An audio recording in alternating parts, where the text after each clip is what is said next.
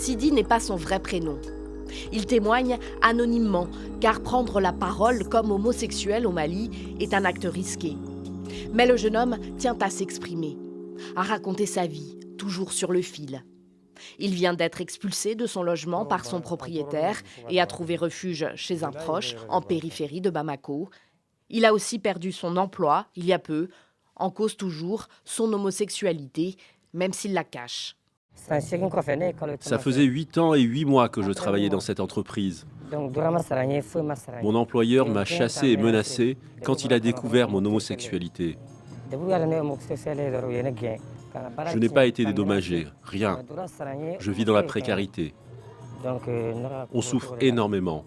On a toutes les difficultés. Les homosexuels et autres minorités sexuelles sont généralement très mal perçus au Mali. Ceux-ci évitent donc de s'afficher dans l'espace public. Des Maliens et des Maliennes invisibles, mais qui existent bel et bien. Et qu'aucun texte de loi ne visait explicitement jusqu'alors.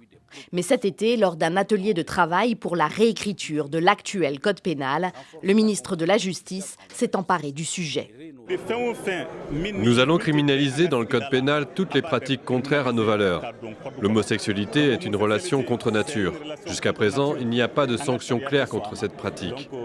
Désormais, nous allons prendre des sanctions pour que l'homosexualité ne soit plus pratiquée dans notre pays. Les contrevenants seront punis. Le Mali a signé plusieurs conventions internationales qui protègent les droits des minorités sexuelles. La Charte africaine des droits de l'homme et des peuples dans les années 80 sous l'égide de l'Union africaine. Ou encore le Pacte international relatif aux droits civils et politiques sous l'égide de l'ONU. S'il est adopté, le futur code pénal malien ne pénalisera donc pas l'homosexualité en tant que telle comme infraction autonome. Ce qu'il est prévu de réprimer, ce sont les actes contre nature, les actes impudiques. C'est-à-dire tout ce qui est à caractère sexuel et qui socialement peut heurter la pudeur publique. C'est ce qu'il est prévu en fait de réprimer.